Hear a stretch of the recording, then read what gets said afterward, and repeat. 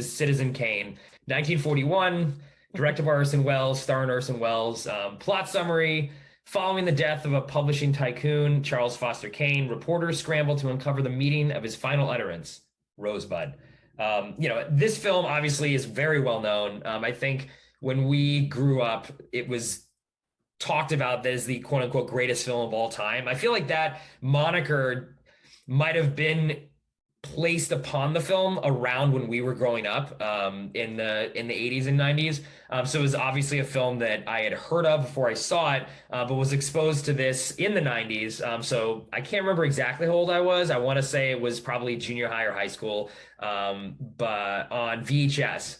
So this is before even DVD. So my dad actually exposed it to me. He's like, "Oh yeah, you've heard of this? Like you should watch it." And I watched it and was completely blown away by it. Now I had seen a lot of black and white films growing up, or older films, I should say, not even black and white, like older films, classics, like Wizard of Oz or Hard Day's Night. It wasn't like I hadn't seen older films before.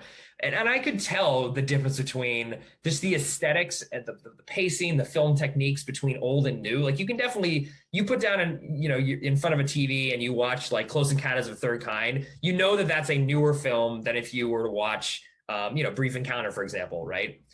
This film, though, when I saw this, it felt brand new. Like it could have been made last year. And that completely blew me away. And what really got me interested in film even more after seeing this for the first time was how it got made. Like I was just so blown away by like, how can a movie that seems like it was made last week had been made that long ago? How did he construct it? And again, this is pre, DVD, so there were no making of special features on this VHS tape. This was, I don't want to say pre-internet, but it wasn't like I could jump online and like look up Wikipedia in like 1993 and like learn about the film. So I had to go out there and like go to the library, the physical library, and get actual books. And it was fascinating to me for the first time. I was like, how was this thing put together? How did he create this, the visual scenes? Again, because I am a very visual person. Like, how did they do that? A lot of matte paintings, like cutting holes in the floor and putting the camera so far down where you're capturing shots that no one had ever thought of. And I think the advantage that Orson Welles had was because he was not a filmmaker. He was an artist who was using a medium for the first time. This was his first film. He had come from radio and stage, so he was bringing his artistic talents to a medium that he didn't know how to use it, and therefore he shaped the medium to fulfill what he saw as an artist. And I think that led to a lot of groundbreaking things on the technical side and how he shot and put this movie together, which is what I think to me made it seem so fresh and so new. So again, I know it's a little cheesy putting this film on the list in a way. First of all, I feel like it has to be talked about in a certain sense. But secondarily, what it really did for me was give me this appreciation and understanding of how films are made. And then also for me to just understand that these timeless films can feel just as new when you first see them, even decades after they were made, than when they first came out. So I think it was this avenue of trying to look at how films are made is why I put this movie on my list as number two. Yeah. So you said you watched this movie when you were pretty young. Did you understand the movie and what it was trying to say and such, other than sort of appreciation for the craft and the filmmaking of it?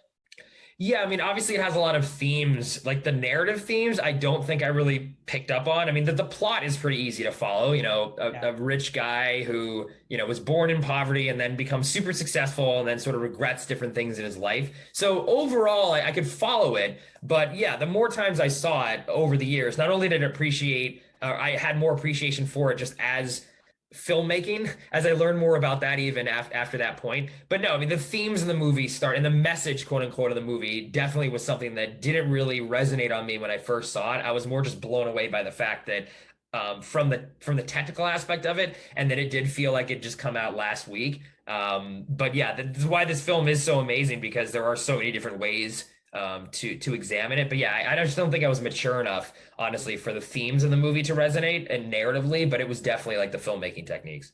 Yeah, no, I figured. Yeah, I mean, obviously this is one of the greats. A lot has been said about it. I've actually actively avoided this movie or did so for a very long time because of that moniker itself, because it sort of felt I don't know. Maybe this is the little rebel in me that, oh, I'm not gonna, start with this movie, which has been touted as the best movie ever made and such. But the real reason I think is that I think I needed to develop my own film understanding and language to fully meet this movie where it's at in all its, stuff, not just the filmmaking, but the themes and what have you. So I actually watched it fully, honestly, when Mank came out. I'd seen scenes and such before, but I'd never seen the whole thing. And of course, it blew me away. The sense that you're talking about of this movie being made recently was very palpable. And yeah, there's no more that I can add to it. So yeah, it has to be on the list, at least on one of our lists. Yeah. So I'm glad we're talking about that. That's interesting that and I understand what you mean about the pressure in a way, like put on this film because of that moniker, which I think when I was growing up, again, it was starting to be like, oh, Kane was, if you talk about a good movie, you just say Kane is like the default answer. Which, yeah, I think that is a curse in a way for a film of like holding it to that high of a standard. And something too, it's also, I think, hard to appreciate it because the things that it did at the time were all like, so many of them were brand new, but you look at it now, you're like, oh, like we've seen this a billion times. Like usually something that's groundbreaking, it falls into that trap too. Like there's build up so much, and then you would see and be like, oh, like, yeah, like I know how all this stuff works. So in a way, maybe because I saw this so early that it was able to still have that sense of feeling like groundbreaking, even though I didn't really understand a lot about it, but it was interesting enough to me to like, I didn't know enough to be like, oh, I've seen this type of montage done a billion times. Oh, okay. Instead of like, whoa, like what is this? It seems fresh because I maybe hadn't been exposed to so many of the films that this was inspired by. But yeah, interesting. Again, like I love what you said at the beginning of this with the frameworks. Like we came at film at different times in our lives. So then the different films that we would interact with would then hit us in different ways. Hey there, it's Alex. If you like the review and discussion Karan and I just had, make sure you subscribe to our channel, Movies That Shaped Us, to get full episodes. Every other Wednesday, Karan and I cover a topic around important people, places, events, and moments in our lives, and then explore it through 3 of our favorite movies. Subscribe right now, or follow our podcast on Spotify or Apple Podcasts via the link in the description below. Hope you join us for the journey.